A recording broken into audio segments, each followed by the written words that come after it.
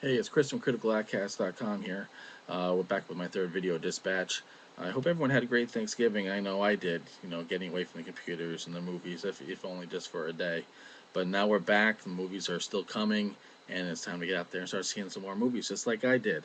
Okay? This weekend saw three family friendly movies opening up, and I got the chance to see all three of them.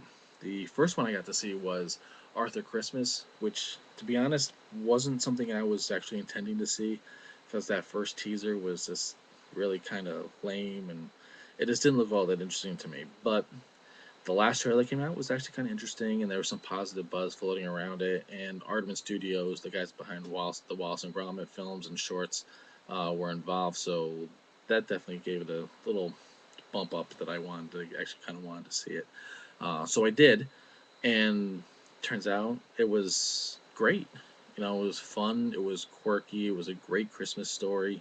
Sure, it uses the familiar format um, that holidays films usually take, because they're there to make you feel good. They're not there to really challenge you or anything. They're there just to make you smile and entertain. And this movie really did.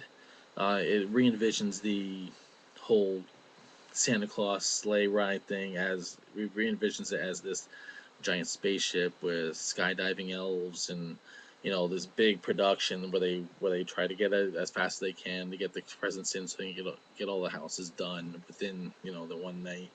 Um, but it turns out this was fateful night. A child gets missed. We can't have that. We don't want that to happen. So Arthur, who is one of Santa's sons, he's a bumbling buffoon. The nice guy with the good heart who doesn't really have a place that can't really work anywhere because he's kind of klutzy. He decides to go out with Grandpa Santa to try to make it right, and that's really the story. It's fun, it's sweet, it's clever. There's some really nice gags in it, stuff in there for kids and adults. It's really something that I really think people should get out there and see with their families. Um, the surprising thing about it is that there was only a few people in the theater when I saw it on Friday night, which is kind of a shame considering how good the movie really is. So I'm hoping that word of mouth helps people hear about this movie and get out there and see it. Although I have a feeling that it's probably not going to start finding an audience until it hits home video, probably for next Christmas. In any case, I think you should get out there and see it. It's a lot of fun. The next film I saw was The Muppets, and this is one I was really looking forward to, because I grew up with the Muppets. I love the Muppet Show and the old Muppet movies, which, frankly, it's been a long time since I've seen them. So seeing these guys again on the big screen it was great. The movie trades on the nostalgia, uh, pretty heavily on the nostalgic factor of people loving the Muppets, but it works to its advantage. It has a similar formula to those older films where Kermit's going around and trying to get the gang together to save the Muppet Studio from this evil oil baron played by Chris Cooper. It works. It's funny. Some of the characters don't get a lot of screen time or lines at all. But this is being used as getting the people to know the Muppets again, to get them back on the big screen. Getting people to remember who they are, and the movie recognizes that fact and plays up to it really well. Uh, Jason Segel co-wrote the script, is really funny in the film. Did a really good job writing it. Him and Amy Adams make a great screen couple. Um, we also have the new Muppet Walter, who plays Jason, who was Jason Segel's brother, if you can believe that. It's fun. It's a musical. The songs are fun. It's fun. I know I sound like I'm repeating myself, but I don't know what else to say. I mean, I had a smile on my face all the way through it, and I walked out with a big smile on my face. It's that kind of a movie. It's a real crowd pleaser kind of movie. Um, you should go. You should get there and check it out. Seriously, it made the Muppets feel relevant again, and the love is still there for these characters, and I think there's life for them yet if they want to do some more movies with these guys, which I hope they do. I hope this does well enough to spawn some more sequels. Um, Moving on to the third movie of the weekend, we have Hugo, probably the one I was most anticipating of all three of these movies. Martin Scorsese, 3D. It's hard to go wrong, and you don't. This movie is, simply put it, it's beautiful. It's mesmerizing. It's beautifully shot. It's well acted. The 3D is used to great effect. I mean, this is 3D used by somebody who understands the technology, somebody who loves cinema, and it's not a gimmick. Sure, some people don't like the 3D, but in this case, it does work, and I think it does enhance the experience. Um, it's also a movie that really plays to the movie lover in you. Um, very similar to, say, Super 8, where it plays as a great adventure for the family. It plays as a big spectacle. It's a great film, but it also has parts of it that really talk to the movie lover, someone who knows a little bit about movie history. Not necessarily a lot of it, 'cause, I mean, there's a lot that I don't know, but I know enough and recognize enough that it really helps enhance that whole experience. Uh, the story really, it concerns an orphan boy trying to find his place in the world, and it leads into something. Well, I really don't want to say, because I think you should all see it for yourselves.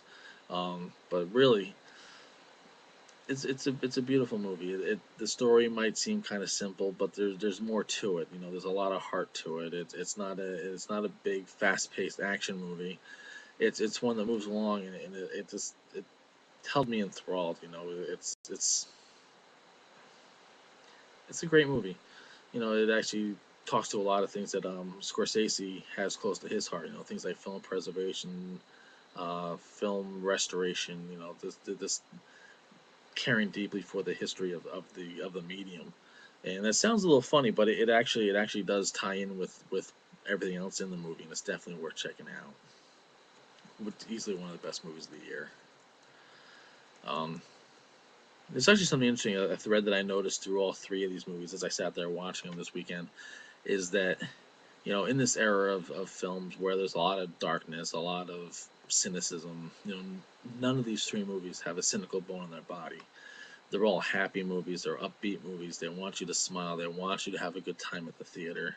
They want you to bring your families out and just have this experience together. And it's nice seeing like a cluster of movies that reward you like that want you to smile and have a good time. That doesn't want you to dwell in the darker things. There's plenty of movies for that. There's more coming, and it's not like they're going to go away.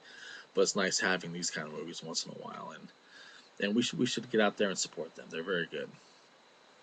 And also over the past week, I was able to watch I reviewed a Blu-ray and a couple more movies off of Netflix, and there's some interesting stuff there. The first movie, the Blu-ray review I did was for Terry Gilliam's um, Brazil, which is a fantastic movie. It's this vision of an Orwellian retro future where everything is tied up in a bureaucracy, and it's one of those movies that I found to be a tough nut to crack. It wasn't an easy movie for me to review. No matter, even though I liked it and I got it, it's just one of those things that I had a hard time putting stuff to paper. But I did it, and you can go and check out the full review over at criticaloutcast.com. Um, Now for the Netflix movies, these bit more of a mixed bag because I've been leaning towards some of the older genre films, low budget stuff, stuff that most people probably don't watch or want to watch.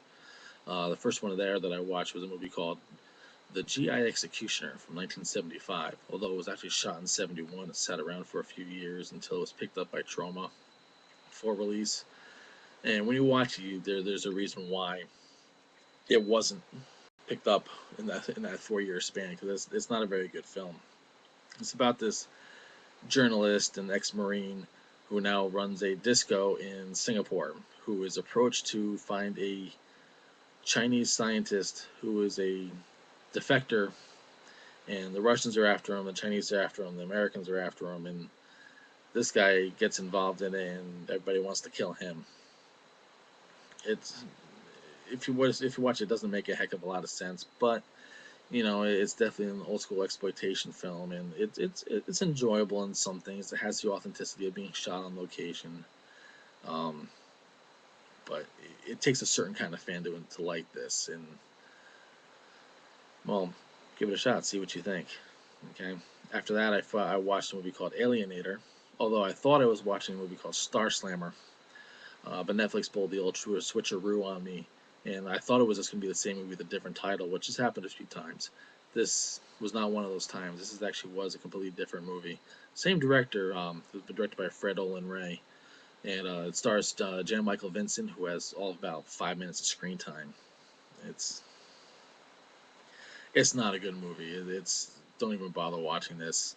It has this Amazonian cyborg try chasing this escaped criminal in the woods and outside of LA, I believe, with a bunch of kids who think that the bad guy is a good guy and try to help him. And it's cheap, it's bad, it's just it'll turn you off to watching to trying this any other sort of thing, any of these other sort of low budget genre films, and just don't watch it. And because it was Thanksgiving week, I wanted to find a Thanksgiving horror movie. Problem is, the only one I could find that was available was a movie called Thanksgiving, which is about a demonic, cursed, serial killing, foul mouthed turkey. Yes, it's kind of funny. It's goofy. It's stupid. Um, I hate to say it, but I enjoyed it. But I will say that I think we do really need a legitimate Thanksgiving themed horror movie, and that means Eli Roth. I want Thanksgiving. We have a trailer. I want the whole thing. I know you've talked about it. Now let's get it done. Okay. Now, if any of you haven't seen that trailer, go look it up on YouTube. It was made for the Grindhouse double feature a couple years ago, and it's I think it would make a pretty fun movie. Okay. To bring this up, to start running this episode down, I did see a couple trailers for a couple of 3D re-releases that are coming out over the next few months, and all to a couple of to varying degrees of effect. One of them, the first one I saw was for Disney's Beauty and the Beast, which is a great film. It was the first animated film ever to be nominated for a Best Picture, and I don't think that it deserves the 3D treatment. Well, maybe not that doesn't deserve it, but I think that with the style of animation, it just looks weird in 3D. It doesn't look right to me, and I don't think I'm going to go see it. Um, I might revisit it on Blu-ray. You know, it is a great film, but the 3D is just for this. This isn't for me. It will offer an opportunity, a great opportunity for people with kids who didn't get to see it, who didn't get to see it in the theaters, to have that opportunity because it does deserve to be seen on the big screen. I just don't care for the 3D for it. The second one I saw was for Titanic.